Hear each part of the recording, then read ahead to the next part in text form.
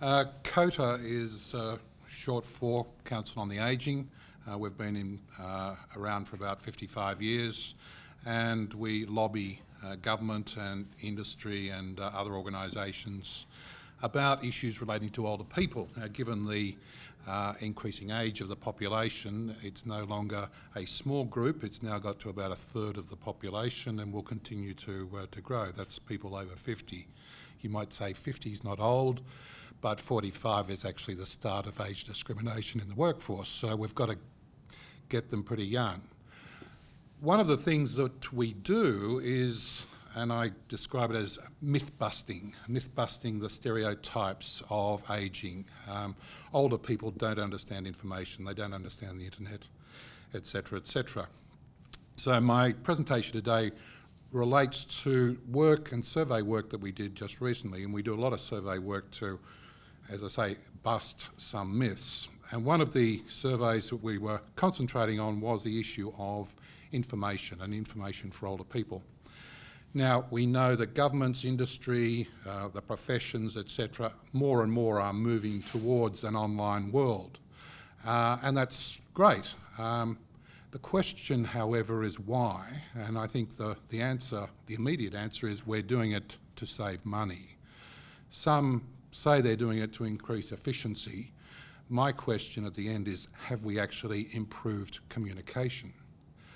And let's go back to Communications 101. Communication requires a message to be sent and the message received.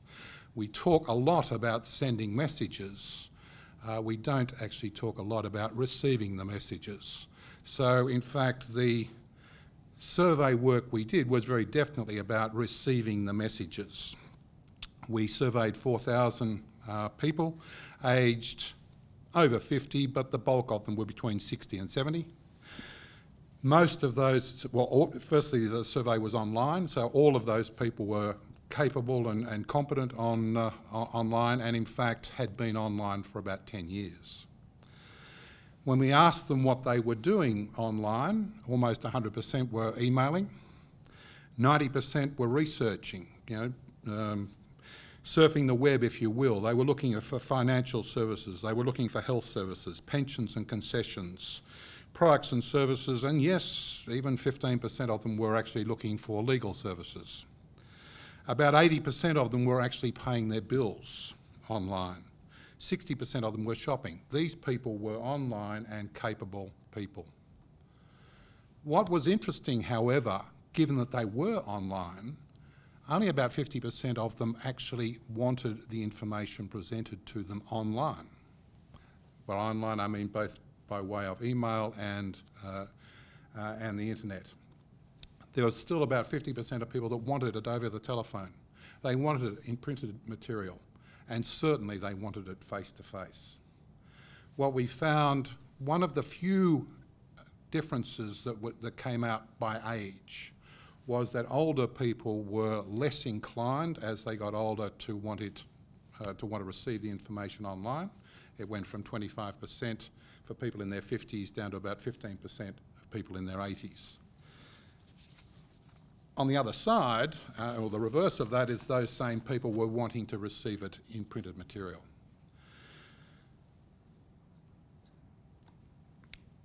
We then looked at the different ways, or the major ways, that organisations communicate with their clients. Call it customer service, if you will, call it client relations, whatever it is.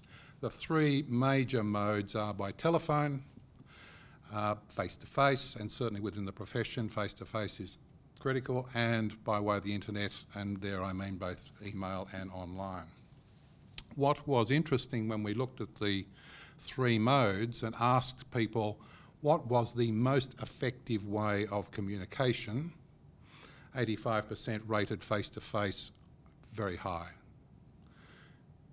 About 60% rated telephone and internet about the same as very high, but by far and away face-to-face was the important and most effective way of communication as far as these people were concerned. Importantly, however, there were differences in those modes, why they wanted to use those modes. The phone, That's when you need information quickly. And a little bit of explanation as to what it is. The internet, when you're not really sure what you're after, and when you need a lot of information, and again, you want it quickly. Face-to-face, absolutely, for professional advice, for detailed information, where it's absolutely explained to you. Quite different reasons for using those three modes. To leave your communication, if you will, in one mode is to leave those opportunities out. I'll give one example of the telephone. We did some research work with a utility who had a big call centre and wanted to reduce the number of calls into that call centre. How do we do that? And when we did the research, we found two things. One, if you don't have any service difficulties, and two, if your invoices are okay, you won't get as many phone calls. With both of those situations, the consumer is saying, there is a service problem, I will ring it straight away. I'm not going to send an email, I'm not going to log in on the computer, I want to ring and I want to tell somebody straight away. If they get the bill and it's wrong, I want to tell somebody straight away. You want a customer service and don't want people ringing you, make sure your customer service is better. One of the other things that was interesting, however, when looking at those modes was what is the frustration level? And there are frustrations with each of them. Telephones, being put on hold.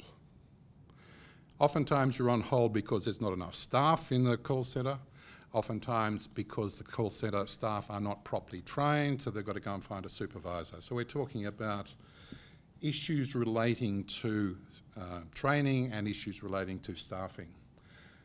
The same goes on face-to-face. The problem of actually getting the appointment, or if we're in a retail type face-to-face centre, such as a bank or what have you, having to line up and wait for the person. They're the major frustrations. The frustrations on the computer, the issue of logging on, the issue of the site not working, and even more importantly, the site being almost impossible to navigate. We did some work on some sites. Now these are not legal sites. Some of you may access them for regulations and so forth, whether it be fair trading or even MyGov or some of the other stuff. What was interesting here was the utility and then the effectiveness of the site. The utility, how many people actually went to that site? The number one site in New South Wales is Transport New South Wales. Sorry, the number one site of the 6 sites we looked at was Transport New South Wales. 80% plus of people in New South Wales, and in fact, given that there's not much public transport outside of Sydney, it was 90% of people in Sydney actually went to that site and used that site. Of those people that went to the site, a third of them said it was very easy to use. The other end of the scale, My Aged Care. 26% of people had ever been to that site. Of those that had been to the site, only 12% actually could get around it. When we were putting together this survey, I happened to be sitting in my office and two of my colleagues outside, both of whom were PhDs, were sitting there complaining how impossible it was to get information from MyGov. And I'm thinking, this is crazy. These are very intelligent people. What's going on here? So we actually cross-tabbed some of this stuff with education. And we found that regardless of whether somebody had left school at the school certificate or had a PhD, the results were exactly the same. It had nothing to do with the capability of the audience. It had everything to do with the problem of the site. The sites were poorly designed. So, to put it all together, despite being an online survey and people who were very capable and competent online, 50% still preferred to receive their information offline. And some of the information needed to be delivered in different modes, whether it be telephone, whether it be the internet, whether it be face-to-face, and there were particular reasons why each of those modes were important, and I think that's important for the profession. The main functions and the areas where people were frustrated with those modes relates in many cases to the issue of understaffing or poor staff training and poor web design. Too many of the government sites, we believe, are let's bring everything to one site, let's call it an information hub, and we will have everything in one site.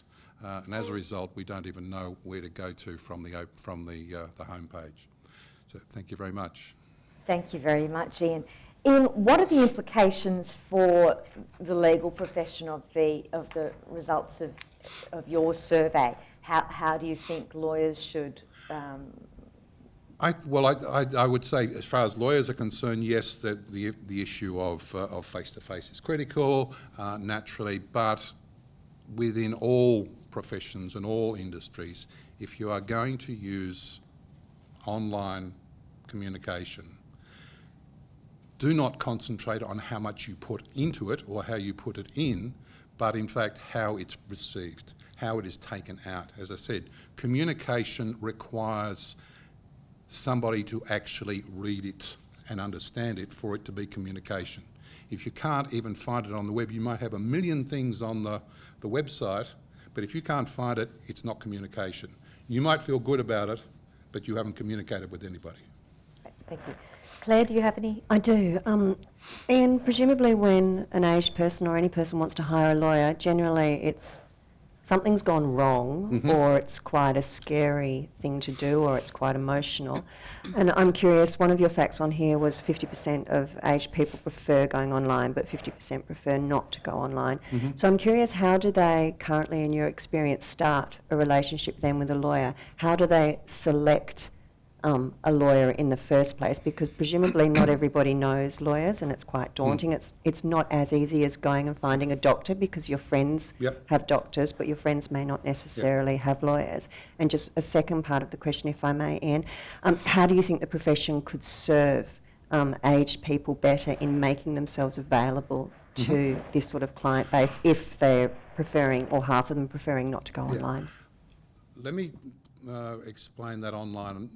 Everybody is online. Everybody in this survey was online. 90% of them had researched things online. So there is not an issue about being online. This was how they preferred to communicate. So certainly in terms of finding a lawyer, I'm sure many of them search online. Many of them will talk to groups and family and so forth, and the lawyers that are recommended to them. They are not concerned about receiving emails and dealing with emails, but if it is a complicated issue, they want to receive it in a way that is easier for them to work through. Some older people will need to sit down and talk through it with somebody rather than just receive it in a 10-page document and read through all the small print. They don't want to do that. They want somebody to explain it to them. So I think the issue is within the profession that you need to keep that face-to-face communication going, and I think that's going to be the critical element. You can still use the online stuff for passing information on, for paying bills, all that sort of stuff. They're doing that. That's fine. But I think once you get to the point of this is now a complicated matter, I really need to understand it, then I think it comes down to the face-to-face meetings. Thank you. Thank you. I think that's probably all we have time for at the moment. Thank you very much, Ian. My pleasure. Much appreciated. Thank you.